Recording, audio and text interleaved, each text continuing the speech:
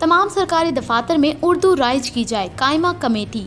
कौमी असम्बली की कायमा कमेटी बराए कानून और इंसाफ ने आइन के आर्टिकल 25 में तरमीम काबिल मंजूर करते हुए उर्दू के नफाज के कौमी दिन पर मुतफ़क्का करारदाद मंजूर कर ली।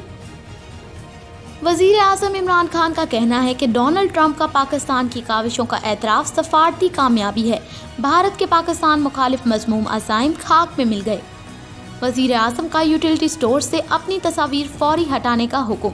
वज़ीर आज़म इमरान खान की जानिब से यूटिलिटी स्टोर्स पर अपनी तस्वीर लगाए जाने पर सख्त बरहमी का इजहार करते हुए फौरी हटाने का हुक्म दिया है। मुल्तान क्रिकेट स्टेडियम में 12 साल बाद इंटरनेशनल खिलाड़ियों की आमद।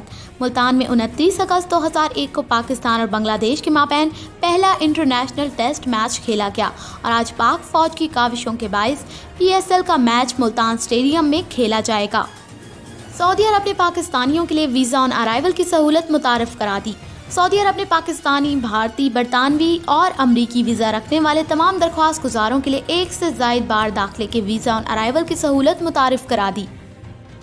कभी किसी गैर कानूनी सरगर्मी में मुलव्वस नहीं रही। Sandal Khattak. Video sharing application TikTok star Sandal Khattak के वकला ने लाहौर की सेशन कोर्ट से वफाकी तहकीकाती इदारे FIA के खिलाफ दायर की गई दरख्वास्त पर बहस करने के लिए अदालत से मोहलत मांग ली। हॉलीवुड की कामयाब फिल्म सीरीज मिशन इम्पॉसिबल की 7वीं फिल्म की शूटिंग इटली में जारी थी, ताहम अब कोरोना वायरस के बायस फिल्म की शूटिंग मंसूख करने का फैसला कर लिया गया। तो ये थी अब तक की ताज़ा तरीन हेडलाइंस। मज़ीद खबरों के लिए देखते रहिए धरती न्यूज़।